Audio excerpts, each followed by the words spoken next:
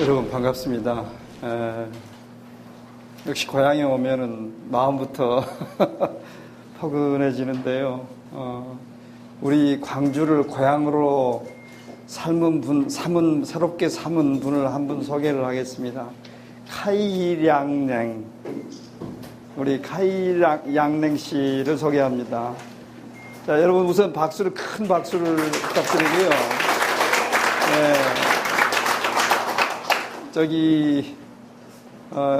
캄보디아죠? 캄보디아에서 출생을 하신 분인데, 이제 광주에, 이쪽에 결혼을 광주 사람하고 해서 광주에서 지금 우리 양기미 선생님하고 같이 우리밀 분식집. 그렇죠? 예. 그래서 거기서 일을 같이 하고 있는데, 제가 이 앞에 광주에 왔을 때 알게 됐어요. 그래서 오늘 특별히 오셔서 제가 소개를 특별히 드렸습니다.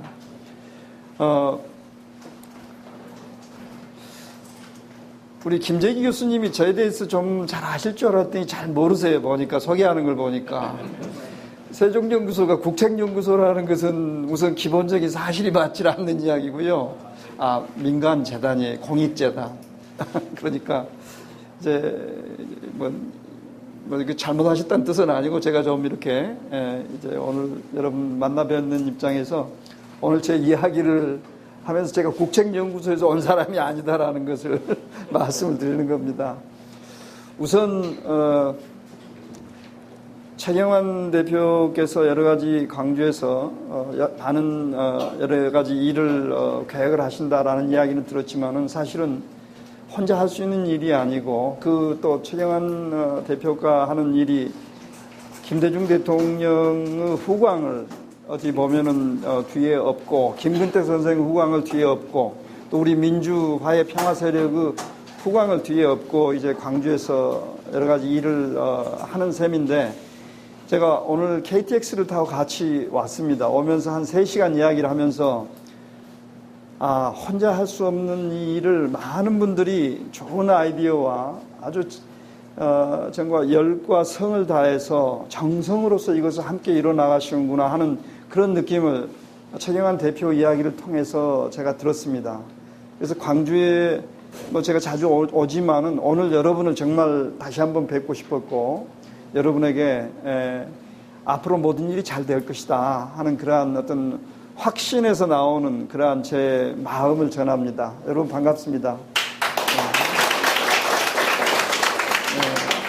오늘 제 이야기는 이번에 이 전반기에 2013년 전반기에 한반도 위기가 전쟁 유례가 최근에 유례 없을 정도의 위험한 전쟁 위기로 이렇게 이제 변했었는데, 도대체 어떻게 돼서 그렇게 됐던 것인가 하는 그런 이야기하고요.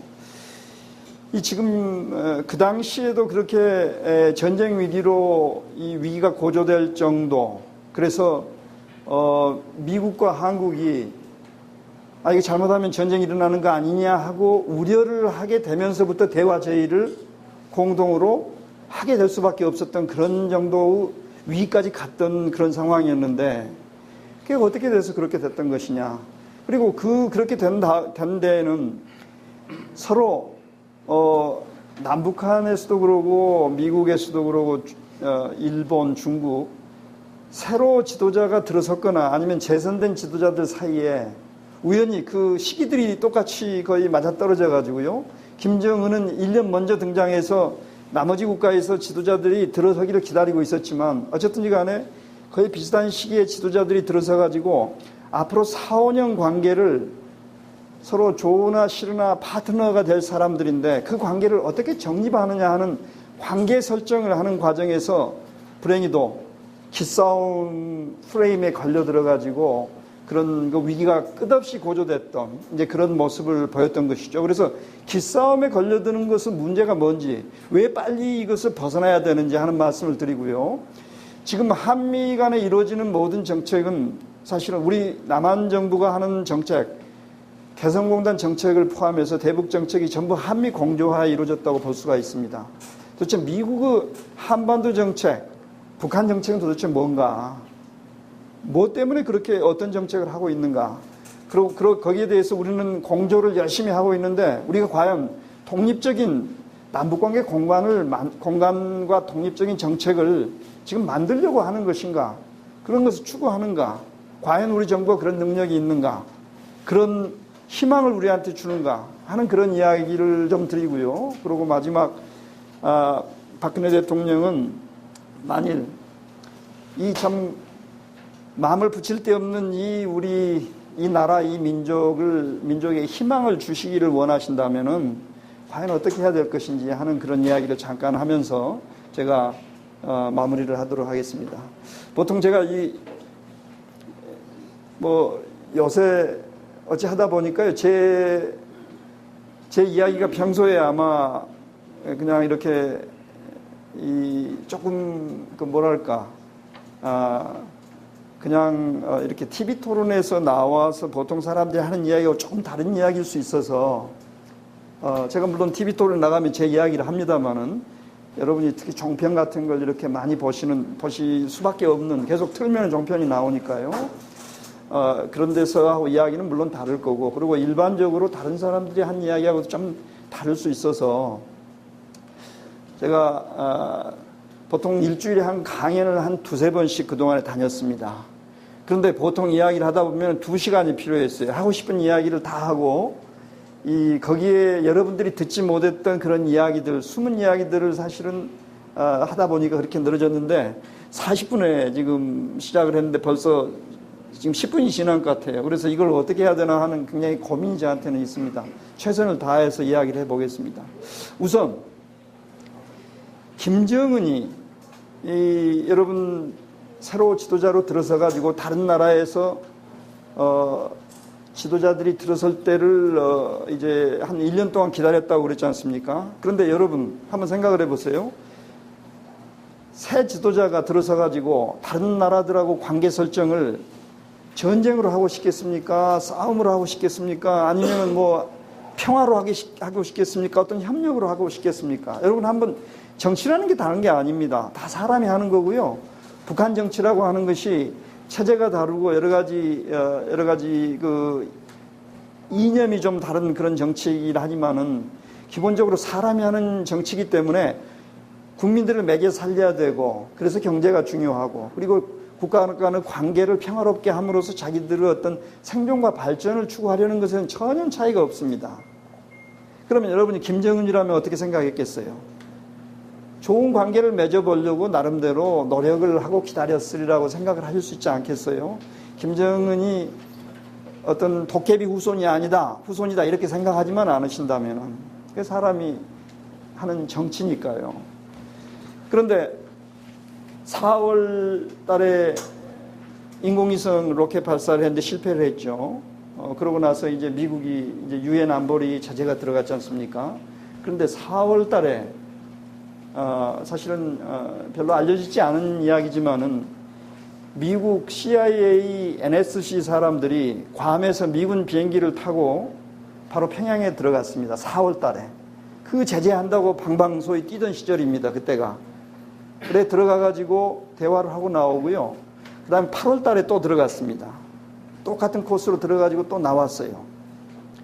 그러고 나서 이제 시간이 흘렀고, 그러고 12월 달에 바로 인공위성 로켓 발사를 또 해가지고 이번에는 성공을 했어요. 그런데 그 4월, 8월 두 번 미국이 평양에 들어가서 대화를 나눈 건데, 그때는 미국으로서는 오바마 재선 운동이 한창 벌어지고 있을 때였습니다. 그렇다면 여러분, 이 세팅은 사실이기 때문에 한번 추측을 해보세요. 무슨 이야기를 서로 주고받았을까요? 미국이 뭘 요구를 했겠습니까? 절대로 도발하지 말라. 핵 테스트 하지 말라. 로켓 발사하지 말라. 미사일 쏘지 말라. 당연한 거죠. 그렇게 하지 않았겠어요? 우리 선거 중이다. 대신 뭘 이야기를 또 해줄 것을 이야기하지 않았겠어요? 내가 당선이 되면은, 오바마가 재선이 되면은 너희와 대화를 시작하고 현안 문제들을 적극적으로 해결하는 방향으로 노력하겠다. 여러분, 제가 그 자리에 있지 않았어요. 그러나 제가 이쪽을 전공하는 학자 아닙니까? 여러분 전공하지 않는다 하더라도 상황 자체가 이런 게 팩트로서 이런 일들이 벌어졌기 때문에 충분히 이해를 하실 수 있을 거예요. 11월에 오바마가 재선이 되고 그러고 나서 12월에 로켓 발사를 했어요. 그런데 여러분 인공위성 로켓 발사를 왜 북한이 했을까요? 물론 우주 평화적인 이용 관리를 실현하는 그런 아주 것도 있겠습니다만은 실용위성들이 또 현실적으로 필요해서도 그러겠습니다만은 압도적으로 2012년 작년은 어떤 해냐면은 김일성 탄생 100주년이 되는 해입니다. 소위 김일성 조선의 희조라는 사람이 태어난 100주년이란 말이에요. 정치적으로 모든 그런 맥락 속에서 모든 일이 일어났다 이렇게 여러분이 짐작하시고 또 그렇게 알고 계실 거예요. 바로 100주년 탄생 기념으로 인공위성 로켓을 반드시 쏘아가지고 인공위성을 우주 지구 궤도 위에 올리고 싶어 한 겁니다. 그것보다 더 좋은 어떤 그동안 또 실패를 해왔기 때문에 그런 어떤 그런 경축이 어디가 있겠어요. 이렇게 생각을 한 거죠. 그런데 여러분, 북한에 대해서 여러 가지 제재를 하잖아요. 핵 테스트하고 또 그 다음에 인공위성 로켓 발사하면 제재를 합니다. 제재 효과가 있었습니까? 여러분이 만족할 만큼 어떻게 생각하세요? 제재 효과가 크지 않았다라고 여러분 이야기를 하실 거예요. 사실 크지 않았어요. 그런데 왜 제재 효과가 크지 않다고 생각하십니까? 미국 정부에서 오바마 1기 정부에서 북한하고 이란 제재 총책임자 로버트 아이논이라는 사람이 있습니다. 그 사람을 만나서 제가 이렇게 이야기를 했어요. 아니, 미국은 지금 이런 대북 제재 정책이라고 하는 것이 효과도 나지도 않으면서 계속 북한을 자극해가지고 더 핵을 능력을 강화하고 이렇게 만들 텐데 이런 효과도 없는 정책을 언제까지 계속 쓸 것이냐. 이제 저는 관리가 아니고 공무원이 아니고 또 그분들은 이제 평소에 잘 아는 어떤 그런 띵크탱크에 있는 분들이기 때문에 소위 이제 그 칼리그라는 게 영어 있잖아요. 칼리그라는 이제 그런 관계이기 때문에 무슨 이야기든지 이제 자유롭게 할 수 있는 것이죠. 그분 국무성 방에 들어가서 그렇게 이야기를 했어요. 그랬더니 이분이 이런 이야기를 해요. 사실 이 제재가 마일드 생션이다. 마일드란 표현을 쓰세요. 그러면서 두 가지 이유를, 마일드란 말은 제대로 안 먹힌다라는 뜻입니다, 여러분. 그 이유는 첫째 한 가지는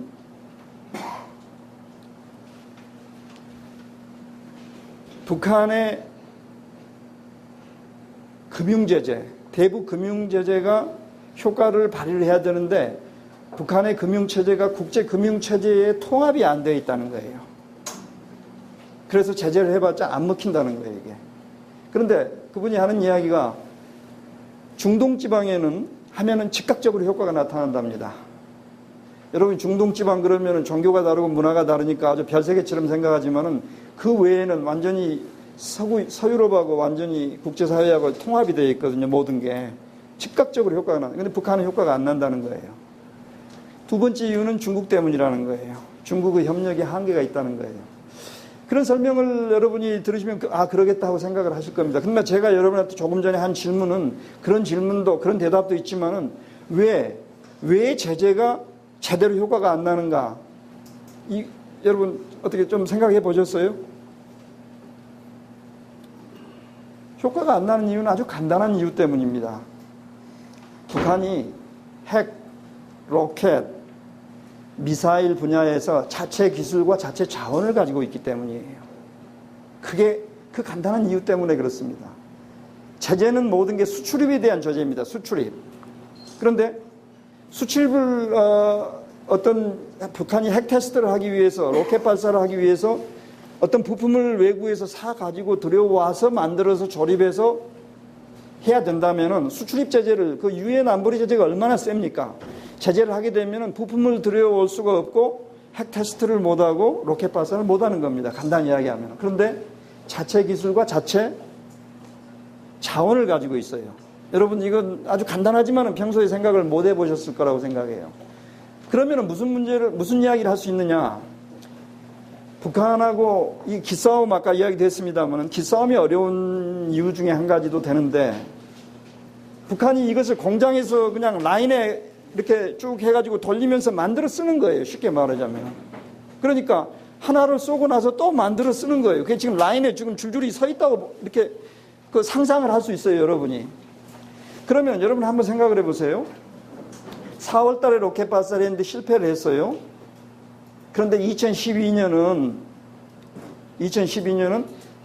정치적으로 이야기하면, 국내 정치적으로 이야기하면 어떻게 하든지 이 100주년 탄생 기념을 인공위성을 지구 궤도에 올림으로써 경축을 하고 싶어 하는 지도자들의 의지가 있는 해란 말이에요. 그러면 여러분이 스스로 만들어 쓸 수 있는데 여러분이 김정은이라면은 자, 4월 달에 실패했다? 언제 또 쏘면 되겠어요? 인공위성 로켓을요. 저 같으면 그게 뭐 어느 정도 쭉 줄줄이 있는지는 모르겠습니다만 7월 달에 한번 쏠 수 있잖아요. 안 되면 11월 달에 쏠 수도 있잖아요. 12월 달에.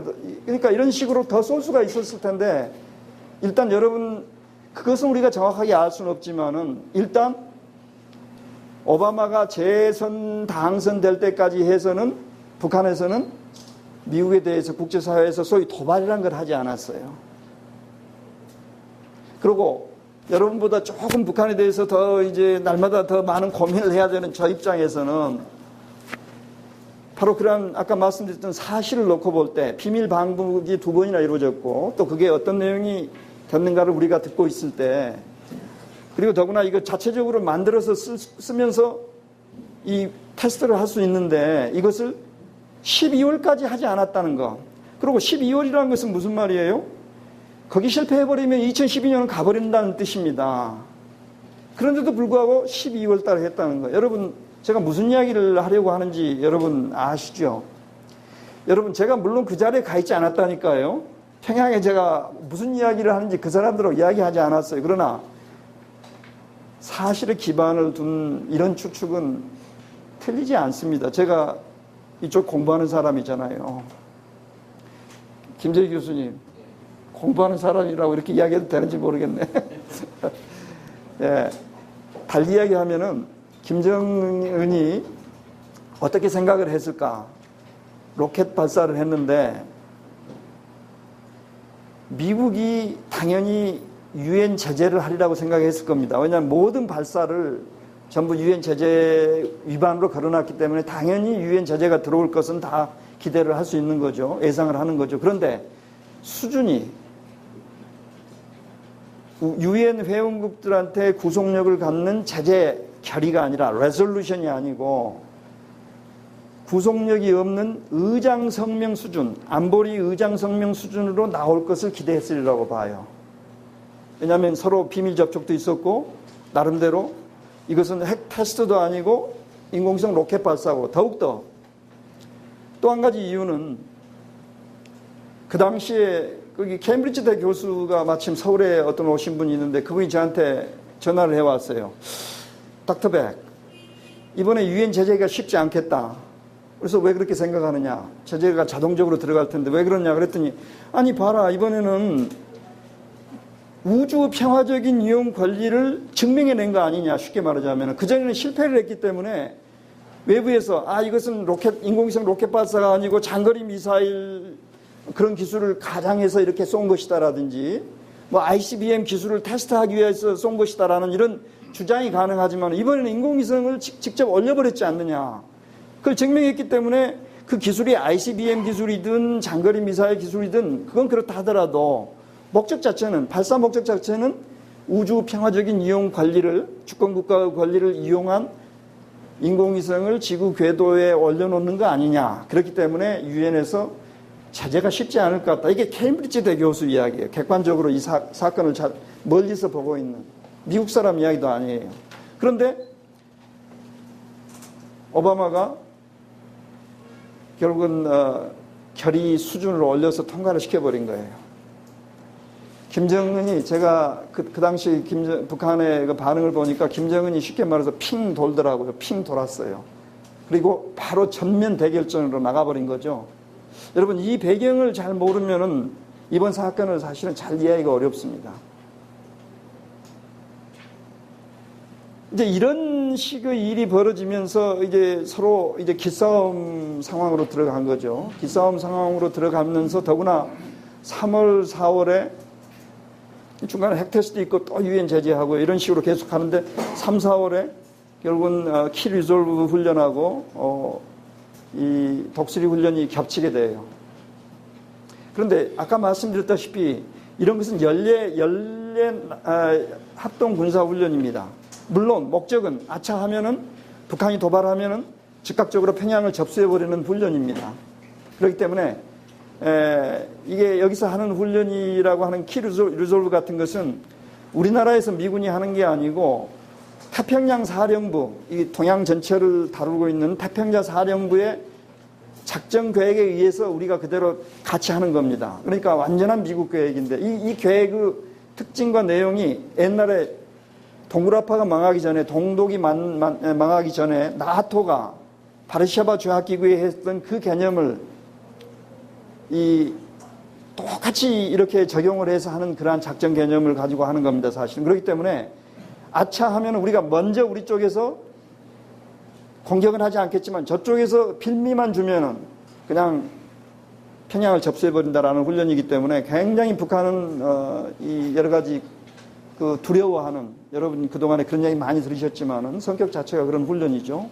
그러니까 기싸움 프레임에 걸려 있는데 그 기싸움 프레임이라는 것이 여기서 여러 새 지도자들이 등장을 했는데 여기서 관계 설정을 제대로 못하면은 4, 5년 동안 계속 끌려다닐 수 있다. 잘못될 수 있다. 이게 제대로 일을 할 수가 없다. 국제적으로 대외관계에서 서로 그런 입장에 처해 있으면서 기싸움 프레임에 들어서 거기에다가 김정은 입장에서는 오바마에 대해서 완전히 정신이 배신감에 핑 돌았고 그 다음에 한미 합동훈련이 2달간에 대대적으로 일어나는 거기에다가 그전에 없었던 B-52기 그 다음에 B-2A 스텔스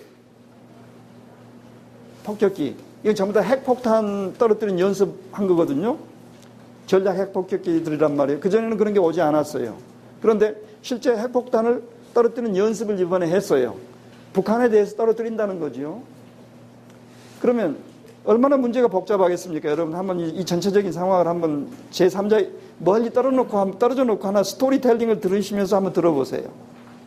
객관적으로 볼 때 얼마나 위기 상황이 복잡할 수 있겠는가. 거기에다가 모든 커뮤니케이션 수단이 다 끊어져 버렸어요.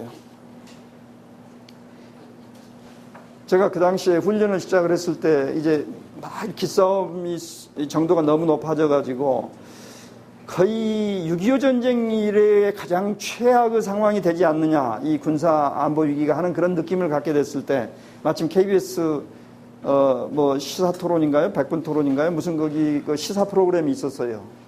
뭐죠? KBS 뭐죠 그게? 무슨 토론 프로그램이 있잖아요. 100분 동안 하는 거. 거기에 가서 이 문제를 다루게 됐어요. 제가 그런 이야기를 했어요. 당시에. 지금 이 훈련 자체는 성격이 아까 여러분한테 말씀드린 그런 성격이기 때문에 북한이 의도적으로 도발을 할 리가 없다고 생각한다. 그렇게 되면 자기들이 당하게 되니까. 그런데 우려해야 될 것은 바로 우발 사건이다. 우발 사건이 일어나게 되면 이런 긴장이 이렇게 팽팽한 상황에서는 또 심리적으로 우발 사건이 일어날 가능성이 아주 높아지는 거고 밑에 부대에서 말이죠. 그리고 일단 이런 상황이 기싸움 들어가가지고 이런 팽팽한 이런 상황에서는 지도자 수준에서 절대로 물러날 수 없는 그런 어떤 그런 심리 상태, 굉장히 위험한. 왜냐하면 모든 커뮤니케이션 수단이 다 떨어져 붕괴가 되어 있는 그런 상황이기 때문에 정말 위험하다. 그래서 정치라고 하는 것이 모든 분야에 있어서 모든 때 다 정답이 있는 건 아니지만 제가 그 방송 토론에서 한 이야기입니다. 때로는 정치라는 게 정답이 있는 법이다. 국내 정치에서는 예컨대 분열보다는 통합이 정답이고 대외 정치에서는 전쟁보다는 평화가 정답이고 지금 남북관계 이런 상황에서는 무조건 상황을 통제해서 이 훈련 기간, 이 고비를 넘기는 것이 정답이다. 그러면 그렇게 하기 위해서는 소통을 시작을 해야 된다. 소통을 통해서 이 상황을 통제하면서 넘어가지 않으면은 너무 위험한 상황에 와 있다. 뭐 이런 표현을 한 적이 있어요.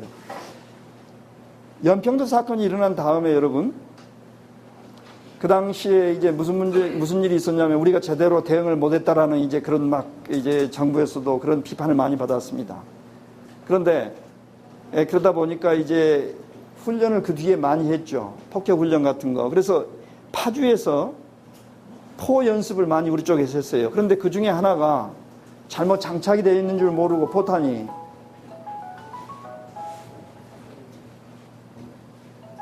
죄송합니다.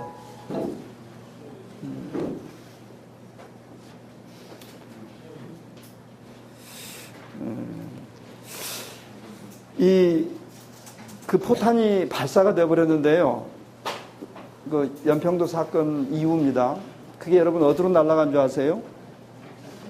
그게 DMZ가 이렇게 군사분계선이 있고 밑으로 남방 2km, 북방 2km잖아요. 4km가 DMZ잖아요. 남방 한계선을 넘었습니다. 이 포탄이. 그래가지고 DMZ 그 군사분계선 가운데 있는 거 거기 400m 전방에서 떨어졌어요. 그래서 우리 군이 아주 기절초풍을 했습니다. 그러고 나서 어떤 조치를 취했냐면 즉각적으로 군대 통신선을 통해서 바로 북한에 통보를 했어요. 실수다.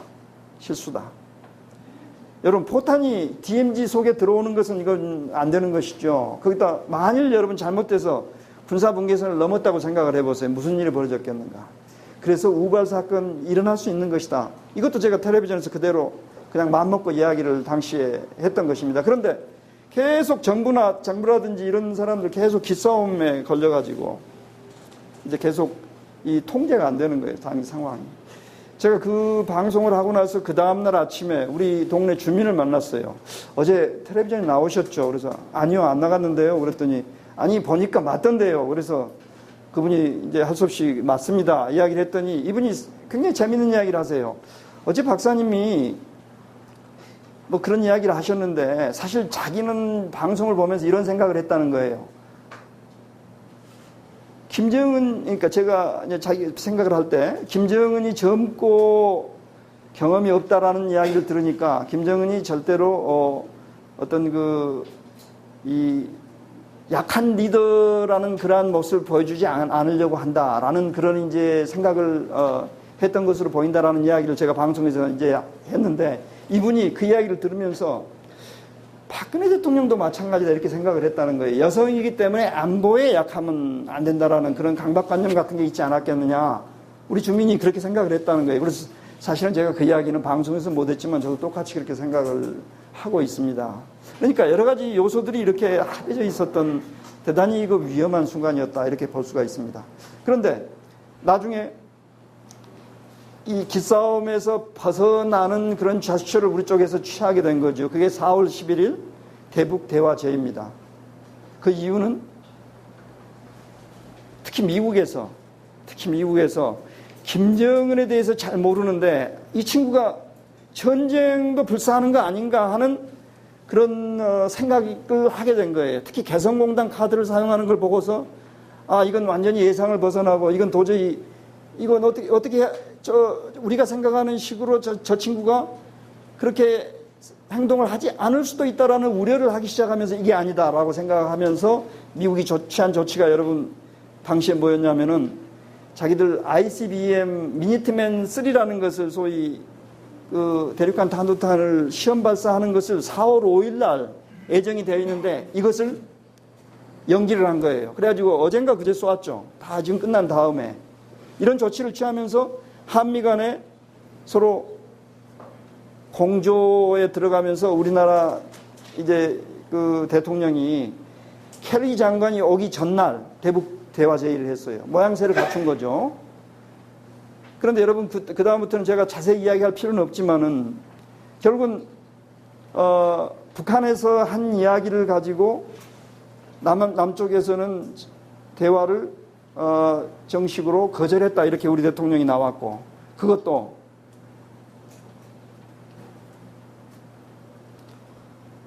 대통령이 소집을 해서 야간 회의를 통해서 이게 대통령 뜻이다 하고 밤 10시에 외교안보 수석이 발표를 했잖아요, 여러분. 지금까지 알려져 있는 걸로는 김장수 장관이란 이런 강경파 소위 안보실 사람들이 처음에 그렇게 시작한 것이 아닌 걸로 되어 있습니다. 그리고 개성공단 이 카드를 북한이 쓴 것은 정말 잘못한 거죠. 있을 수 없는 카드를 쓴 거예요. 그러니까 미국이 또 이 친구 함부로 다루면 안 되겠다. 일단은 상황을 통제해야겠다 해서 대화 제의를 했던 것이고요. 또 우리 남한 쪽에서는 그 당시에 여러 가지 투자가 이렇게 빠져나가니까 이거 안 되겠다 하는 그런 요소도 있었고요. 그래서 대화 제의를 이제 같이 동시에 또 이뤘던 이런 이제 배경도 있었던 것이죠.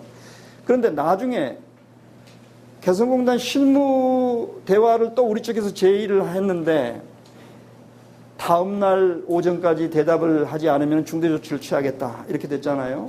그런데 그 당시 여러분 다 생각을 하셨던 일이지만은 그때가 아직도 한미 군사훈련이 계속되고 있었단 말이에요. 4월 25일, 4월 30일까지 독수리 훈련이 계속되는 기간이란 말이에요.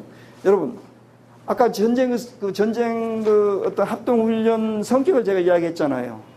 북한을 테이크오버, 아차하면 테이크오버하는 완전히 이게 접수해버리는 그런 훈련의 성격인데 북한이 가끔 그런 말을 하잖아요. 대화와 뭐 압박이라든지 대결은 양립할 수 없다. 그런 이야기를 평소에 많이 합니다만은 특히 한미 합동 군사 훈련을 하고 있는데 대화에 나오겠습니까? 그게 상식적으로 여러분이라면 나오겠어요? 안 나오는 거죠. 그런데 내일 오전까지 시간을 주고 안 나오면 중대 조치를 취하겠다. 이렇게 나간 겁니다.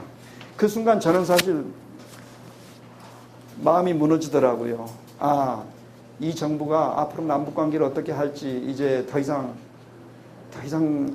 지켜보기가 이렇게 기대하기가 어렵겠구나. 왜냐하면 비상식적인 그런 행동이기 때문에 그런 거죠. 그게 대화하자는 뜻이 아닌 거나 마찬가지잖아요. 저쪽에서 대화 나오지 않을 거 뻔히 알면서 오전까지 시간을 주고 안 하면 중대조치를 취하는데 또 더구나 재밌는 것은 중대조치라는 것은 언제까지 취한다라는 말을 안 했어요. 공식적으로. 그러면은 일단 중대조치를 취한다 하더라도 30일까지 군사합동훈련이 끝나고 그 다음에 5월 7일 날 한미 정상회담이 예정되어 있으니까 그때까지 하고 나서 중대조치를 개성공단에 대해서 취해도 전혀 늦지 않은 거죠. 그런데 바로 그날 바로 중대조치를 취하는데 전원 철수를 결정을 해버린 거죠. 여러분,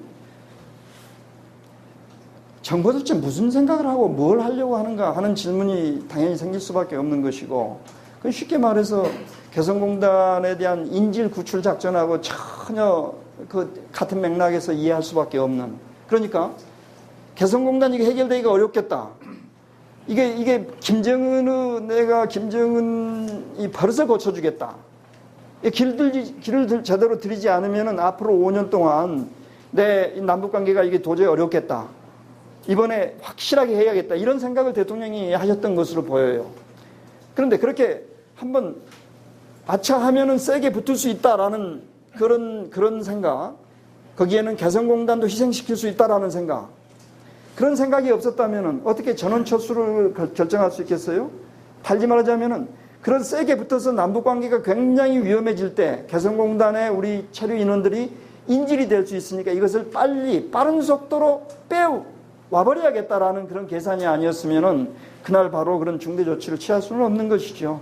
그건 정치가 아닌 거죠. 일반적으로 생각할 때 협상도 아니고 관계 어떤 그런 상대방이 있는 관계에서는 사실은 그건 굉장히 일방적인, 그리고 어떤 미래를 장래를 굉장히 어떤 독자적인 그런 상호 대화와 협상과 그런 것을 통해서 만들어가는 그런 것이 아니고 일방적으로 어떤 게 그것을 주도해 가면서 이렇게 해야겠다는 그러한 바로 행위 그 자체라고 볼 수가 있는 것이죠. 그 뒤에 제가 자세한 이야기는 이제 더 이상 드릴 것도 없이 여러분 우리 정부가 또 이 기업가들한테 이 여러 가지 원부자재하고 완제품을 반출해 가는 것을 북한이 좋다, 이렇게 협상하겠다, 의사가 있다 했는데 그것을 10일 동안 우리가 숨겼잖아요, 정부가. 그 마치 금강산 관광 사건에서 박왕자 씨가 세상을 떠나고 나서 끊어지면서 2010년 2월 8일로 기억되는데 북한하고 그 실무회담을 해가지고 우리 쪽에서 김남식 씨 그리고 저쪽에서 또 이제 거기에 상응하는 사람이 나와가지고 소위 개성공단과 개성관광과 금강산을 다시 재개하는 그러한 합의를, 초안을 만들었잖아요. 그게 밝혀졌잖아요, 최근에 와서. 그런데 그 당시에 그 장관이 누구였습니까? 류익 장관, 통일부 장관이 국회에서 위증을 했잖아요. 북한이 우리가 요구하는 것을 들어주지 않는다. 그래서 개성공단을 시작할 수 없다. 근데 그 요구 조건이 우리는 뭐냐? 신변 안전이거든요. 신변 안전. 그 대표적인 것이 그 중에. 그런데 그 초안에는 신변 안전이 다 들어가 있어요. 그런데 그 초안이 이렇게 됐다는 것을 우리 국민들한테 전혀 밝히지 않은 겁니다. 이명박 정부가. 숨은 뜻이 다른 데 있었고, 대북 정책이 기본적으로 북한과 어떤 화해 협력을 해서 공개적으로는 상생과 무슨 번영이라고 그랬나요? 상생과 공영이라고 했지만은 숨은 뜻은 계속 속내로는 대북 붕괴론을 가지고 있었기 때문에, 이미 정답을 가지고 있었기 때문에 그런 것들을 전부 무시한 거죠. 마치 이번에도 똑같은 우리 그런 경험이 있는데, 아니 개성공단 협의회 대표들, 개성공단 일단 잠정 중단한 다음에 바로 그 다음날 저녁 식사를 그분들하고 같이 한 적이 있어요. 그분들이 너무 답답하니까 어떻게 했으면 좋겠느냐 하는 그런 이야기를 나누는 자리였는데, 아니 이 사람들이 눈이 뻘겋게 뜨고 살아있는데 말이죠. 그러면서 이 고통을 당하고 있는데 10일 동안을 그것을 북한이 밝히기 전에는 밝히지 않고 국민한테 속였다. 이게 누구를 위한, 무슨 목적을 가진 정부입니까? 이게 있을 수가 없는 일이 벌어진 거죠. 그런데 또 우리가 희망을 가졌어요. 왜냐하면은 가능하면은 박근혜 대통령이 신뢰 프로세스를 한다고 그랬으니까, 지금 이렇게 시작이 여러 가지 상황이 좋지 않아서 여러 가지 그것을 시작하기는 여러 가지 어려운 점이 있으니까 일단 이 고비를 넘기면은 신뢰 프로세스를 그래도 시작할 뜻이 있지 않을까. 왜냐하면 그렇게 계속 이야기를 강조를 해왔기 때문에. 그래서 계속 소위 민생 평화, 화해, 무슨 이런 민주 이 세력들은 기다려주고 또 희망을 갖고 비판을 하지 않으면서, 아까 여러분 개성공단 체류자 전원 철수는 그것은 모든 국민들이 나서서 예를 들어서 아주 최고 수준으로 공격을 같이 해도 부족한 그런 명백한 사건이에요. 그런 비난을 받을 만한. 그런데 조용히 지나가잖아요, 우리가. 혹시나 희망을 가지고. 왜냐하면은 또 한미 정상회담이 있으니까. 그런데 여러분이 잘 모르고 있었던 건 뭐냐면은 개성공단 철수를 포함해서 이런 모든 것들이 다 한미 정상회담 전에 한미 공조하에서 이루어지고 있었다는 사실을 여러분이 잘 모르신 겁니다, 사실은. 한미 정상회담을 했어요. 다 좋아요. 하나도 차이가 없죠. 옛날 정책하고 뭐 새로운 걸 하겠다는 것이 하나도 없어요. 대화를 하되 대신 전제 조건을 달았어요. 북한이 그 전제 조건은 뭐냐? 비핵화와 관련된 의미 있는 조치를 취하고 국제 약속과 어떤 그런 국제 합의와 약속들을 지키면 우리는 대화를 바로 할 준비가 다 되어 있기 때문에 대화를 바로 시작할 것이지만, 만일 북한이 도발을 하면은 우리는 억지력을 강화해서, 그 억지력 강화 중에 뭐가 들어있냐면 한미 공동성명에 포괄적이고 상호 운용 가능한 이런 표현들이 들어있어요. 그런 억지력을 강화해서 처벌하고 억지하고 처벌하겠다는 것이 나와 있는데, 여러분 한번 생각해 보세요. 상호 운용이 가능한 이것은 영어로 interoperable이라는 단어가 쓰여 있어요. 서로 상호 간에, operation, 무기 사용에 대한, 무기 체계에 대한 겁니다. 상호 무기 사용 운용 체계가 똑같은 그런 억지력을 하겠다는 거예요. 그러니까 무슨 이야기예요, 여러분? 요새 뭐 당군 시대 최대 무기 구입 사업이 뭡니까? 차세대 전투기잖아요. 그게 여러분 아시죠? 차세대 전투기를 사는데 그게 여러 종류가 있습니다만, 그 유로파이터라는, 유럽하고도 또 그런 여러 참여를 해서 한다라는 식으로 되어 있는데, 뭐 보나마나 미국 것을 살겠죠. 인터아퍼러블, 여러분 상호 운용이 가능한 거라니까요. 아예 공동성명에 그렇게 들어있다니까, 그 표현이. 그게 13조. 그런데 여러분, 그게 13조만 들어간 게 아니고요. 비행기 수명을 30년으로 이제 이걸 고쳐서 쓰면서 이렇게 정비해 쓰는데 그게 30조 원입니다. 30조. 그것만 했나요? 뭐 대형 아파치 헬기 이미 선정했죠. 그 다음에 글로벌 호크 그것도 얼마 1조 그것도 8천억인가요? 글로벌 호크는 4종류를 사는데 한 세트로 사는데 한반도의 고도로 높은 고도에서 이제 정찰하는 거예요. 이걸 어떻게? 그런데 미안합니다. 확실하게 좀 정리를 하고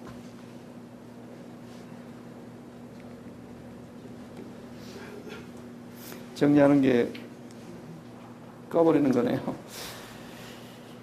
이것을 운용을 하려면 이게 전자장비이기 때문에 고도 전자장비 때문에 이것을 한국에서 제대로 할 우리가 하는 능력이 없어요. 그래서 괌기지에 우리가 돈 주고 사지만 괌기지에 놔두고 필요할 때 갖다 쓰는 겁니다, 여러분. 그러니까 어떤 분이 그렇게 표현하더라고요. 벤츠를 사가지고 옆집 주차장에다 놔두고 쓰는 거라고. 여러분, 인터오퍼러블. 저는 그 단어가 아주 적극적으로 이게 금방 눈에 들어왔어요. 아, 이 뜻이로구나. 앞으로 두고 보세요. 그렇게 되겠죠, 당연히. 그런데 거기에 대해서 한반도 신뢰 프로세스 이야기가 들어있어요. 공동 기자회견에서. 그것에 대해서 오바마 대통령이 이렇게 이야기를 해요. 아, 그건 옳은 건데 그것은 그동안에 미국이 몇 년 동안 했던 정책과 양립할 수 있는 것이다. 컴패터블이라는 단어를 써요. 컴패터블. 같이 양립한다. 그런데 그건 뭐냐? 자기가 이해하기로는 이 신뢰 프로세스라고 하는 것이 한반도 신뢰 프로세스라고 하는 것이 북한이 제대로 협력을 하면 대화하고 그리고 북한이 도발하면 억지하고 처벌하는 이런 거. 이런 것인데 이것은 아주 정확히 exactly right 한 정책이라고 생각한다. 그런데 그게 그동안에 미국의 지난 몇 년간 several years 하는 정책하고 컴패터블하다. 양립할 수 있다고 생각한다. 이렇게 표현하고 있어요. 여러분 그 말은 복잡하겠지만 무슨 말이 한마디로 이야기하면은 박근혜 대통령이 이야기한 한반도 신뢰 프로세스라는 그런 정책은 기존의 미국의 대북 정책을 바꾸는데 어떤 특별한 요소를 가지고 있지 않다. 영향력을 가지고 있지 않다라는 뜻 아닙니까? 여러분 제 해석이 틀렸나요? 그 뜻이거든요. 그러니까 한미공조라는 게 대북 정책이 이겁니다. 북한에 대해서 대화는 우리 할 준비가 되어 있다. 그렇게 모양새를 취하면서 전제 조건을 거론하는데 그 전제 조건이 핵 문제에 대해서 협력을 하고 나온다는 선비핵화입니다, 사실은. 거기에다가 그러기 전에는 북한이 그런 협력을 하기 전에는 우리는 움직이지 않는다라는 전략적 인내라는 미국의 정책이 다 똑같이 합해져 있는 거예요. 하나도 차이가 없는 거예요. 이게 한미 정상회담의 결과예요. 그래서 제가 경향신문에 정동 칼럼을 쓰면서 거기에다가 제목을 이렇게 달았어요. 한반도 위기 해소와는 거리가 먼 한미 정상회담. 그런데 제가 어떻게 쓰고 싶었냐면은 한반도 위기 해소에 실패한 한미 정상회담 이렇게 쓰고 싶었는데 쓰려고 딱 보니까 대통령이 아직 돌아오기 전이더라고요. 그래서 좀 너무 그래도 우리나라 국가원수가 가 있는데 전혀 뭐 제가 어떤 뭐 이렇게 칭찬할 만한 것은 하나도 없었지만은 그래도 표현을 그렇게 좀 완화를 해서 썼어요. 제가 그래도 A는 좀 있는 사람입니다. 그러나 조금 전에 이야기를 그대로 그 칼럼에 쓴 내용을 소개를 한 거나 마찬가지인데요. 그러면은 여러분, 미국 정책에 대해서 우리가 그대로 공조를 하고 지금 이렇게 하고 있는데 그러면 도대체 미국 정책은 뭐냐? 평소에 여러분 보면은 굉장히 혼란스럽고 뭐가 뭔지 모르겠고 일관성도 없고 그렇게 여러분 생각이 되시잖아요. 근데 사실은 그게 사실이기 때문에 그런 거예요. 몇 가지 요소들을 제가 이야기를 해볼게요. 첫째, 한 가지 요소는 이겁니다. 미국의 대한반도 정책, 대북 정책에 있어서 북한의 비핵화를 달성하고 싶은 마음입니다. 그런 필요성입니다. 왜냐하면은 그걸 달성하지 않으면은 한반도를 주변 동아시아에서 일본, 한국, 대만이 핵무장을 원해서 핵무기 경쟁이 일어나게 되고 만일 그런 상황이 되게 되면은 미국의 리더십이 어디 들어서 있을 건, 기존의 리더십이 들어설 자리가 완전히 사라져버리기 때문입니다. 핵무기 경쟁이 일어나는데 그게 뭐 전쟁 상태나 마찬가지인데 무슨 미국이 거기서 와서 들어설 자리가 어디가 있어요? 왜냐하면 일본과 한국이 핵무장으로 나간다라는 것은 미국과 공조가 끝났다는 이야기입니다. 미국에 너희들이 절대 핵무기 만들지 말라라는 요구를 일본과 한국이 거부했다는 뜻이거든요. 그러니까 미국 자리가 없는 거예요. 이것은 미국의 동아시아 정치에서 최악의 상황인 겁니다. 그래서 옛날 1차 핵 때부터 계속해서 그걸 강조를 해왔어요. 여러분, 이번에 군사합동훈련하면서 아까 핵폭격기를 전략폭격기를 가지고 와서 실제 핵 모의폭탄을 떨어뜨린 연습을 했다고 그랬잖아요. 왜 그렇게 했을까? 여러분, 금방 두 가지 의문이 들었을 거예요. 그걸 보면서. 첫째, 아니 저렇게 핵 떨어뜨리는 연습을 하게 되면 북한을 핵 공격한다는 이야기인데 북한이 핵을 그러면 점점 더 포기하지 않을 것 같다. 우리가 북한이라면 왜 핵을 포기해야겠어요? 저기 미국이 핵폭탄으로 공격 연습을 하는데 더 핵을 포기하지 않는 이런 것이 하나 있고, 또 두 번째는 점점 그렇지 않아도 지금 한반도 전쟁 위기가 고조되어 있는데 이게 지금 완전히 전쟁 위기를 고조시키는구나. 이런 것을 여러분이 느끼셨으리라고 감히 제가 생각합니다. 느끼셨어요? 예. 그러면 여러분, 그 다음에 질문은 왜 그럴까, 미국이? 미국이 바보가 아닌데 왜 그럴까? 왜 그랬을까요?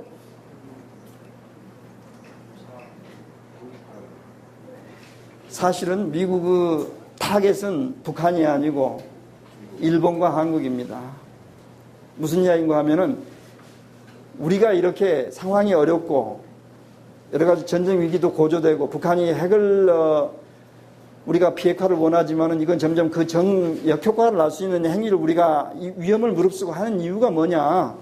일본하고 한국 너희들한테 핵무기를 우리가 만들지 말라고 그랬고 대신 핵 우산을 하겠다고 활약을 했지 않느냐? 그것을 우리가 증명해 보이고 있지 않느냐? 지금 여기서 일본과 한국 우리를 믿어라라는 그런 메시지라고 여러분이 해석을 하셨습니까? 반은 하셨고 반은 못 하신 것 같네. 그 이야기거든요, 사실은.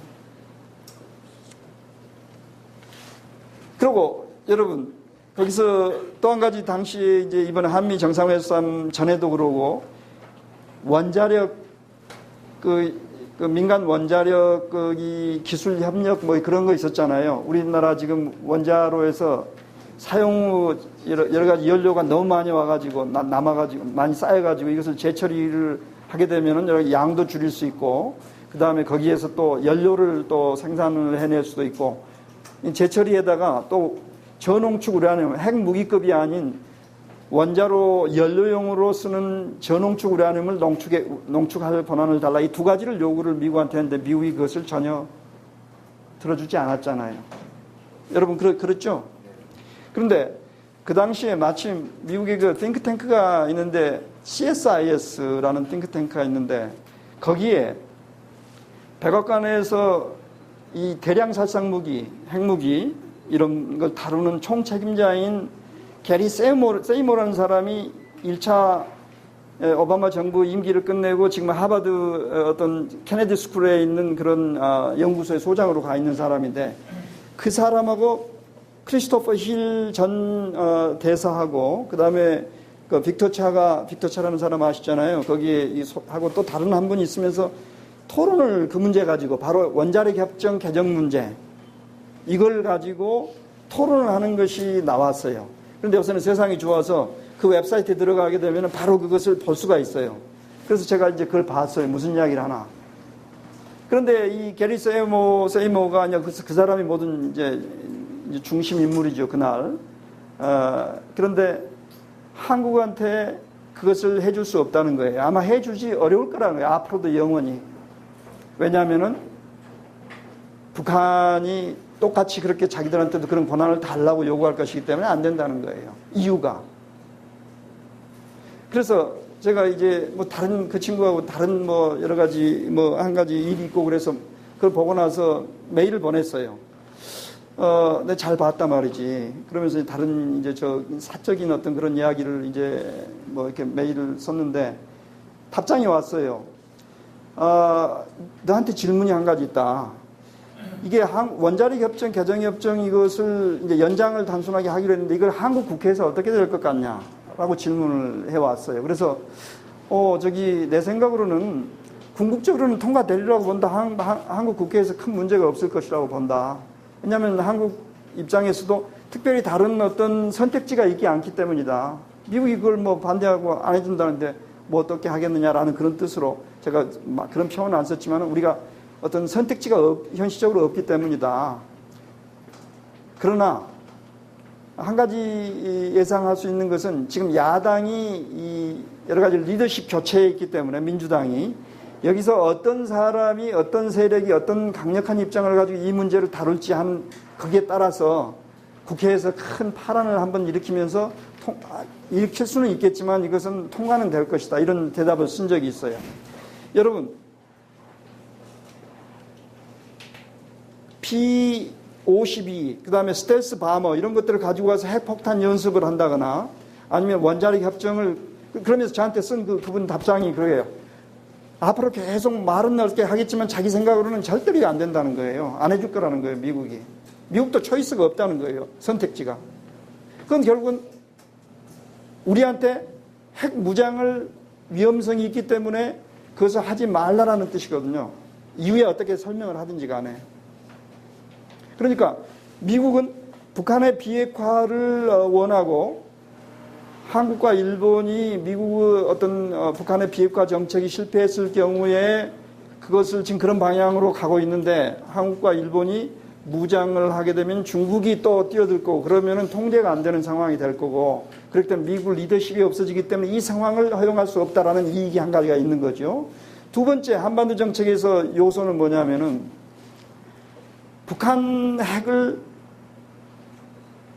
비핵화시킬 수 있는 확신이 사라진 겁니다. 그런 능력이 지금 있다고 미국 스스로가 느끼지 그런 상황에 있는 거예요. 그런데 여러분 어떤 합의를 하잖아요. 우리가 예를 들어서 제네바 북미 기본 합의도 있었고 그 다음에 9.19 공동성명 합의가 있잖아요. 합의라는 것은 무슨 뜻인가요? 여러분이 그 합의라는 것은 우리한테는 무슨 뜻인가요? 지금 제가 이야기하고 있는 맥락과 관련해서 말씀드리면은 그런 합의라고 하는 것은 미국 측에서 우리 측에서는 북한의 핵 관련 정책과 핵 관련 행위를 통제하는 메커니즘이 바로 메커니즘이라는 뜻입니다. 합의를 이뤄냈다고 말은 그런 메커니즘을 하나 만들어냈다라는 뜻입니다. 그런데 그런 것이 없을 때하고 비교를 해보세요. 그것이 없으면 마음대로 북한이 알아서 하는 건데 통제를 해놓으면 그 순간부터는 못하는 거예요. 더 이상. 여러분 그렇잖아요. 그러면 북한이 그런 것을 핵을 포기하는 일종의 비핵화에 관련된 9.19 공동성명 같으면은 있는 핵무기 모든 무기까지 다 포기를 하겠다는 약속을 한 거란 말이에요. 그러면 왜 그런 약속을 북한이 했겠어요? 북한으로서는 그 합의라는 것이 뭐냐면은 핵이 있으면 좋지만은 핵을 가지고 있을 때 너무 국제적으로 비용이 크니까 핵을 우리가 갖지 않더라도 대신 우리 생존과 번영이 발전이 어떤 그런 것을 보장해 줄 수 있는 다른 어떤 것들을 미국 측으로부터 국제사회로부터 받아내면은 우리가 그것을 그런 합의, 그걸 가지고 21세기 생존과 발전이 가능하다라는 생각하에 21세기 생존과 발전의 전략이 거기에 반영이 되어 있는 거예요. 그 합의 속에. 그 합의가 이행이 안 되면 양쪽에서 어떤 문제가 생겨요? 우리 쪽에서는 북한의 비핵화가 달성이 안 되는 거고 저쪽에서는 21세기 생존과 발전의 전략이 작동이 안 되는 거예요. 그러니까 북한도 원하는 것이 아니죠. 작동이 되어야 살아날 거 아닙니까? 인민을 먹여 살릴 거 아닙니까? 근데 관계 개선도 해서 이렇게 미국과 적대하지 않고 살고 싶을 거 아닙니까? 이제 이런 문제들. 그런데 그런 지금 통제 메커니즘이 다 사라지고 없어요. 지금 현재. 그런데 어떻게 북한의 핵을 비핵화를 달성할 수 있나요? 불가능하죠. 세 번째 요소는 뭐냐? 지금 시간이 많이 가는데 제가 빠른 속도로 좀 정리를 해나가겠습니다. 세 번째 요소는 말은 하지 않지만은 미국이 한반도의 지금 현재의 한반도 상황으로부터 생겨나는 이익들을 계속 추구하는 그러한 현실적인 이익들이 있는 거예요. 그게 바로 여러분 뭐예요? 소위 음모론이라고 말하는 데서 이야기하는 그런 것들이에요. 지금 미국 경제가 어려워졌잖아요. 대표적으로 이익을 많이 창출하고 내고 있는 분야가 군수산업이에요. 해외에 이 군수 파는 거 말이죠. 그러니까 미국 정치인들은 구조적으로 개인의 성향과 관련 없이 구조적으로 군산복합체 이익을 보호한다라는 비판을 받으면서까지 그런 것을 나몰라라 할 수 없는 거고, 거기에 한반도에서 긴장이 고조되고 있는 이런 상황은 주한미군을 주둔하는데 좋은 어떤 환경이 될 수 있는 거고, 주한미군 주둔이라고 하는 것은 가장 근본적인 것은 북한에 대한 것도 있지만은 중국에 대한 강대국으로서 관계 설정을 하고 21세기 동아시아 질서를 짜고 전 세계 질서를 짜는 데 있어서 중국이라는 강대국과의 관계 설정에서 거기에 와 있는 거란 말이에요. 중국의 위협을 억제하는 그런 역할. 여러분, 그런 것이 가능하고, 그 다음에 또 뭐예요? 우리한테 많은 무기를, 천문학적인 무기를 사실은 팔 수도 있고, 거기에다가 MD, 중국을 이렇게 포위하는 MD를 이런 구실을 통해서 할 수도 있고. 여러분, 미국의 그 헤리티지 파운데이션이라는 보수 띵크탱크가 있습니다. 거기에 에드윈 퓰러라는 그 회장이 있는데, 이 사람이 이제 보수 연구소의 대표적인 이제 그 인사 중에 한 명이죠. 근데 어느 당시 지금 최근에 얼마 이제 되기 전에 막 이렇게 한반도 긴장이 고조되는데 그분하고 어떤 신문에서 인터뷰를 하는 게 신문에 나와 있어요. 그래서 봤더니 이렇게 이야기를 하고 있어요. 그 질문이 뭐냐면은 한미 원자력, 여러 이야기를 하면서 한미 원자력 협정 개정 문제에 갔어요. 그랬더니 딱 대답이 이렇게 나가는 거예요. 그런 건 별로 중요하지 않고 MD를 하는 것이 중요하다, 이렇게 나가는 거예요. 그게 무슨 뚱딴지 같은 대답이에요. 그게 A에도 맞지 않지만은 그 사람들의 생각이 그렇다는 것을 너무 거기서 굉장히 이 기자가 얼마나 당황을 했을까, 얼마나 기가 막혔을까 하는 생각이 들 정도로 그런 식으로 이 대답을 하고 있어요, 이 사람이. 여러분, 이 몇 가지만 말씀드렸지만은 이런 이익들이 현실적인 이익들이에요. 이것이 구조적으로 말하자면 정치가 보호를 어느 정도 하는 이익들, 이런 것들이 있죠. 그 다음에 네 번째로 사실은 완전히 다른 성격의 문제가 또 한 가지 요소가 있어요. 그건 뭐냐면은 미국 정치 체제의 특성으로부터 오는 문제입니다. 민주주의 정치이기 때문에 선거라는 것이 있고, 선거가 있기 때문에 지도자가 정책이 바꿔지면서 그것도 180도로 바꿔지는 경험. 그러니까 미국의 정치는 달리 이야기하자면 정치 체제의 특성은 약속을 지키지 못하는 체제라는 뜻입니다.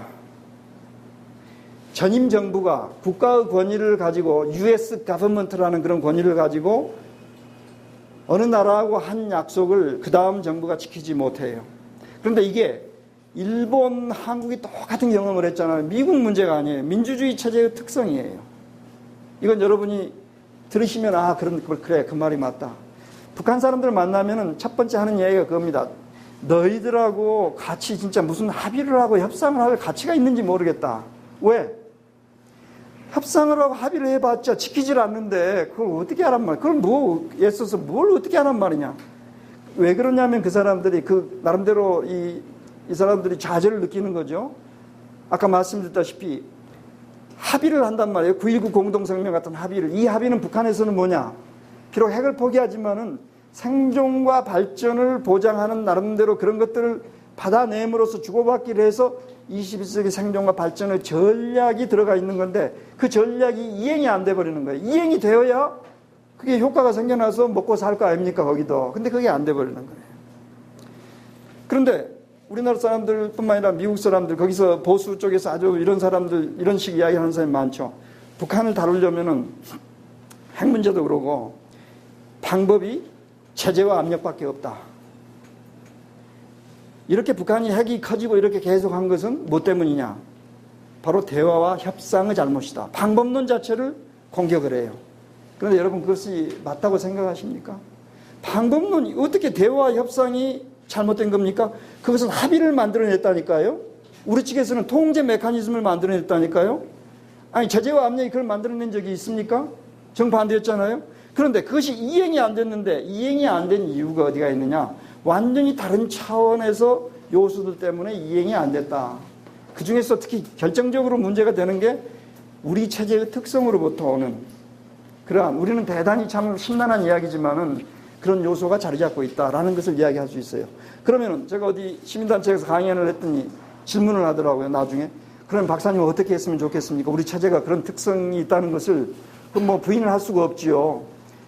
이명박 대통령이 다 뒤집었고, 일본 아베 신조가 그 전에 고이즈미 다 평양선을 다 뒤집었고, 조지 부시가 클린턴 거 다 뒤집었고. 그런데 이걸 어떻게 해야 됩니까? 그래서 제가 이런 대답을 했어요. 한 가지 방법은 대통령 선거를 맞아서 대통령 후보가 되는 사람들이 전부 다 그 점에 있어서 대북 정책에 있어서, 예를 들어서 평화체제 같은 것을 우리가 이 지난 대선에서 야당이 들고 나왔잖아요.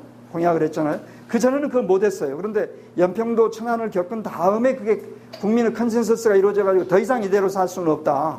언제까지 전쟁하고 살 것이냐 말이지. 이런 것 때문에 감히 그 야당 후보들이 그것을 대선 공약으로 전면적으로 내세운 거란 말이에요. 그런데 여당 후보는 내세우지 않았어요. 그러니까 한 가지 방법은, 대단히 참 어려운 이야기일 수도 있지만, 모든 사람들이 애써서 이 5년을 애를 써가지고 나중에 대북정책, 한 번 더 평화와 전쟁과 평화 문제에 대해서 이야기를 하자면은, 모든 후보들이 5년 후에는 전부 평화체제를 공약을 할 수 있는 식으로 우리 사회가 하나 컨센서스 빌딩을 지금 노력을 해가면서 그렇게 만들어낼 수 있다면은, 그것은 우리 체제가 갖는 그러한 문제점을 극복해내는 하나 구체적인 행위가 될 수 있을 것이다 라고 이야기를 한 적이 있어요. 여러분, 여기서 이 문제를 중단을 하고 지금 마무리를 하겠습니다. 박근혜 대통령이 지금 보여주고 있는 모습은 저한테 이런 생각을 하게 합니다. 아니, 앞으로 5년 동안 또 어떻게 살란 말이지? 정말 그러고 싶지 않아요.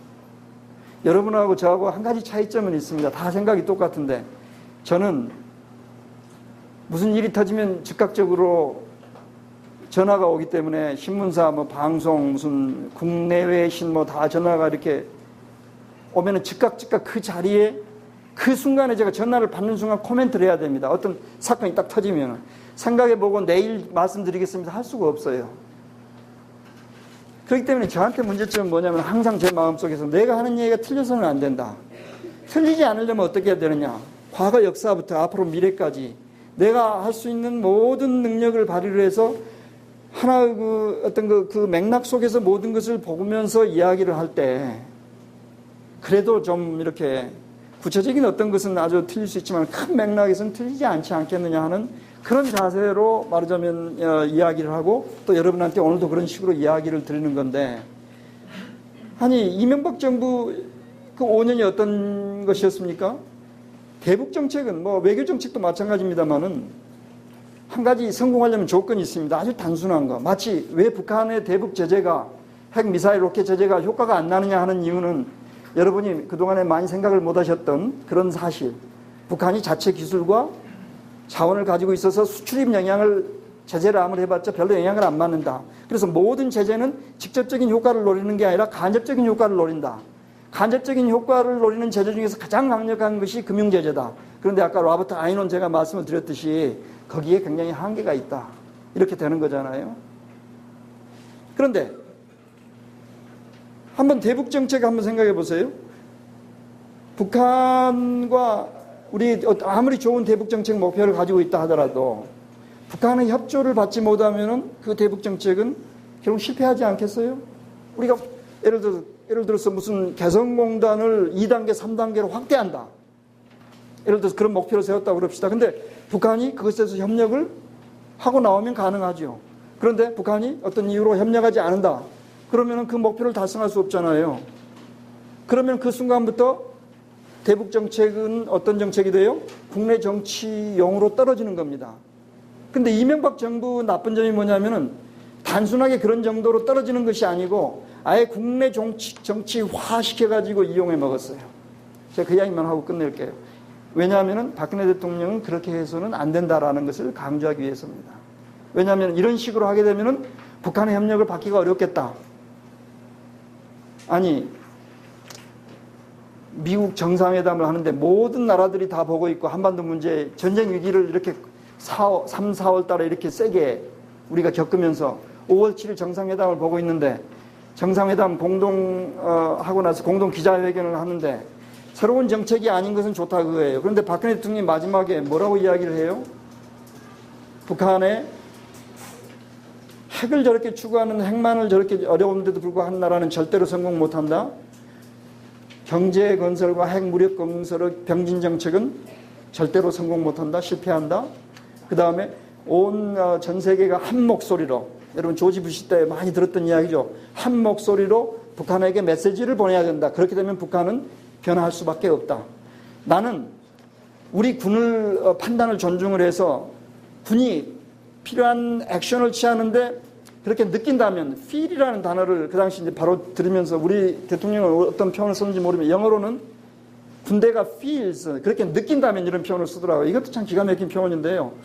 느낀다면은 그렇게 하도록 나는 이미 그런 지침을 내려놓고 있다. 북한에 대해서 하는 이야기입니다. 전부 다. 개성공단을 저렇게 약속을 안 지키고 하는데 남한 기업은 물론이고 국제사회에서 누가 투자를 하겠느냐.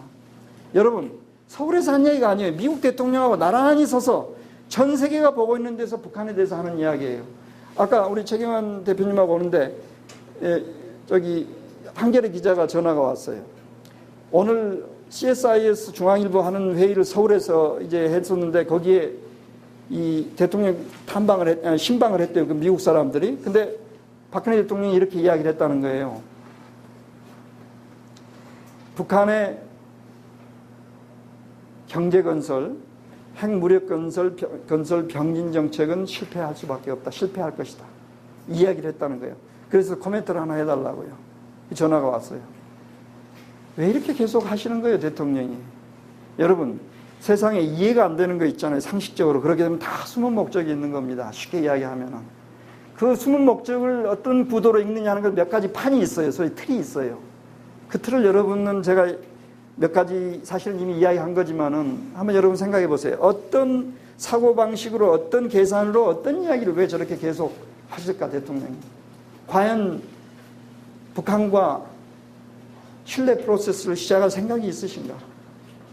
뭘 하시겠다는 건가? 어떤 목적이 있을까? 이명박 정부가 겉으로는 상생과 공영 그랬지만 속으로는 붕괴론을 가지고 있었잖아요. 이명박 정부의 대북 정책을 한마디로 표현하다면, 문제점을 표현하라면 그렇게 표현할 수가 있습니다. 아니, 붕괴론을 가지고 있는데 저쪽에서 어떻게 신뢰를 하겠어요? 어떤 우리 쪽에서 이렇게 민생평화 세력이 가만히 있을 수 있어요? 잘못됐다고 반대를 할 수밖에 없잖아요. 그러면 또 이것을 저쪽에서는 남남 갈등을 조장한다고 또 공격을 우리를 해요. 이런 게 돼가지고 어떻게 대북 정책이 되겠어요? 그런데 계속 붕괴론을 가지고 있으면서 이 사람들이 붕괴론이란 말은 쓰질 않고 북한 위기론, 북한 급변사태론 하다가 나중에는 어떤 담론을 만들어서 계속 선전을 했습니까? 통일준비론. 통일준비론이 뭐예요? 흡수 통일하겠다는 거잖아요, 지금. 그러면서 통일부 장관이라는 사람이 텔레비전 비디오 나오는 데 가서 항아리, 통일 항아리 빚고 앉았잖아요. 두건 쓰고. 이게 무슨 정치예요, 이게? 이건 뭐냐면은 국민의 관심을 A라는 축에서 B축으로 바꿔버리는 굉장히 좋지 않은 정책이거든요. 그럼 뭐냐? A라는 건 뭐냐? 아니, 지금 그 전에 김대중 노무현 대통령 시절에 그 밥 먹듯이 했던 장학금 배당 한 번도 못하고 이 정부가 MB 정부가 끝나는데 아무리 정부가 뭐라고 한다고 그러지만은 뭔가 잘못된 거 아니냐 말이지. 거기다가 천안함 연평도 사건 일어나는 걸 보고 이건 말이 안 되지 않느냐. 그런데 계속 그런 국민들이 그런 비판을 하고 그런 책임을 묻는데 이것을 회피하는 방법으로 관심의 축을 다른 쪽으로 옮겨버리는 겁니다. 통일준비론으로. 통일준비 그러면은 마치 옛날 퍼주기처럼 굉장히 자극적이고 거기에 뭔가 우리가 반대를 하기가 어려운, 예를 들어 옛날 퍼주기론이 그렇지 않습니까? 아니, IMF가 와가지고 이렇게 우리도 눈물의 계곡을 지나면서 너무 어려운데 가정이 깨지고 애들 밥을 못 먹이고 학교를 못 보내는데 북한에 퍼줘? 말도 안 되지. 하는 그런 식으로 국민들의 관심을 완전히 축을 바꿔버린 거란 말이에요. 아주 악랄하게 어찌 보면은.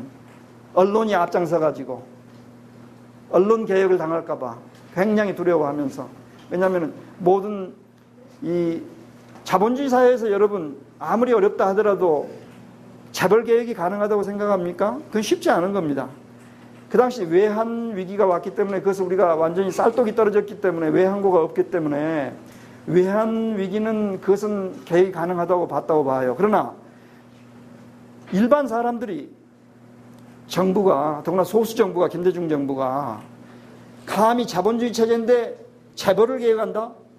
할 수밖에 없는 상황이었죠. 책임이 있으니까. 그러나 저는 언론이 당시 그것을 성공하려고 보지 못했다고 봅니다. 근데 성공을 하기 시작을 했어요. 그 책임이 누가 있느냐? 언론 너희들도 있지. 이렇게 돌아가기 시작하니까 이 언론이 동아일보 같은 데 나서서 이 관심 우측을 퍼주기로 바꿔버린 겁니다. 그 당시에. 그 정치 세력들하고 같이 결합해가지고. 이명박 대통령이 한 것이 그거예요. 통일준비론으로 바꾸면서 자기 자신의 대북 정책의 실패를 전부 다 회피를 해버린 겁니다. 그러면서 또 전국 조직을 대학생들까지 동원해서 무슨 그 관련된 조직을 만들고 그러더라고요. 또 거기에 참여하는 대학생들도 있고요. 여러분, 전 두렵습니다. 뭐가 두렵느냐? 앞으로 5년을 어떻게 살까? 또 내가 계속 정부 비판을 이렇게 하고 살아야 되나? 정말 그러고 싶지 않아요. 그런데 한미 정상회담까지 나면서 모든 것이 바닥이 드러났다고 생각이 되네요. 이게 특히 김정은 시대, 김정은이 개성공단도 손댔고, 그건 있을 수 없이 잘못이죠. 그 다음에 핵을 포기하지 않는 그런 병진 정책을 이제 사용했기 때문에 그것은 굉장히 우리로서는 그 잘못된 정책이지만은, 그 사람은 그것을 자기 시대의, 김정인 자기 시대의 하나 대표적인 정책 노선으로 결정을, 이미 전략적인 노선으로 결정을 한 거란 말이에요. 그러면서 그 설명이, 여러분이 거기 이제 아신 분도 있겠습니다만은, 우리 보도가 잘 안 된 것 중에 이런 설명을 하고 있어요. 이제 핵이 완전히, 우리가 핵이 발전돼가지고 핵무기를 가져서 핵 억지력이 이제 확립이 됐기 때문에 군사안보에 추가적인 비용을 쓰지 않고 경제에 집중을 하겠다라는 뜻이라고 설명을 하고 있어요. 그 병진 정책을 두 개를 이야기하면서. 그 사람들은 그렇게 생각할 수 있을 겁니다. 그러나 이건 거꾸로 보면, 우리 입장에서 보면 핵을 포기하지 않는다는 뜻입니다. 핵 억지력을 왜 포기하겠어요? 그렇기 때문에 우리로서는 굉장히 좋지 않죠. 그러나 여러분, 그러면은 핵을 포기하지 않을 때 계속 제재와 압력을 가하고 효과도 나지 않는 것을 나하고 언제까지 하고 갈 거냐 말이지. 중국 여러분 제재 압력하는 것 같지만 이번에 쌀 주고 비료 주고 다 하잖아요. 대량으로. 그리고 지금 채용해 가잖아요. 중국하고 북한이 서로 그렇게 버릴 관계가 아니거든요. 이런 상황에서 그러면 대화를 하지 않고 가요? 그럼 북한 제네바 북미 기본 합의라는 것이 당시 1차 핵위에 있었기 때문에, 만일 그 통제 메커니즘이 없었다면 북한 핵이 100개까지 늘어날 수 있는 것을 몇 개로 그 당시에 통제시킨 겁니다. 그러면 지금 9.19 공동성명이 다 사라졌는데 이 상태로 통제 메커니즘이 없이 가요? 북한은 지금 무슨 계속 핵을 다종화, 무슨 뭐까지 이야기하면서 무슨 경량화, 최소화 이런 걸 하고 있는데 그냥 내버려 둬요? 여러분들 요새 많은 이야기들을, 고민들을 가지면서 과연 북한 핵 보유에 대해서 어떻게 우리가 해야 될 것이냐라는 논의가 많이 되잖아요. 인정할 것이냐 말 것이냐. 인정을 할 수밖에 없는 거 아니냐라는 이야기까지 나오면서, 그렇다면 어떻게 해야 되느냐. 미국 쪽에서 나온 이야기가 그거잖아요. 현재 있는 핵을 더 이상 숫자를 늘리지 말게 하고, 그것을 더 발전시키지 말게 하고, 이것을 외부로 유출시키지 않은, 수출하지 못하게 하는, 확산하지 못하게 하는 이 방법밖에 없지 않느냐라는 그런 제안을 말하자면은 미국 이 핵과학자들이 하고 있는 거란 말이에요. 그러면 우리가 그걸 받아들이기가 쉽지 않아요. 저는 이렇게 결론을 내리고 싶어요.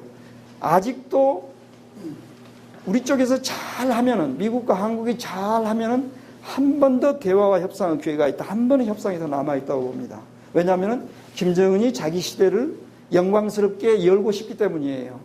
그 사람도 정치하는 사람인데, 지금같이 부딪히게 되면은 계속 핵을 유지를 하고 그대로 여러 가지 하면서 큰 소리를 치겠지만은, 경제 그리고 대외 관계가 나빠지게 좋지 않으면은 한반도에서 전쟁과 평화 문제를 그렇게 끝내고 싶은, 미국과 적대 관계를 끝내야 자기들도 사는 거고, 그래야 중국과 미국을 같이 이용하면서 어떤 이 강대국 사이에 어느 중국에 일방적으로 의존하지 않고 일방적인 압력을 피해서 미국과 마치 옛날에 소련과 중국을 이용했듯이 미국과 중국을 같이 균형적으로 나름대로 이용을 하면서 독립적인 외교 공간을 만들어 생존과 발전을 하려는 그러한 생각들, 이런 것들은 너무도 명백한 거고 이미 이 사람들이 다 드러낸 그런 것이기 때문에, 그렇다면은, 그리고 또 그렇게 해야 경제 개혁 개방을 우리가 도와줄 수 있는 거고, 그래야 북한이 경제가 나아져서 인민 생활을 소위 향상시킬 수 있는 거고, 그래야 김정은이 정치의 정통성이 생겨나는 거고, 3대 세습 정통성도 생겨나는 거고,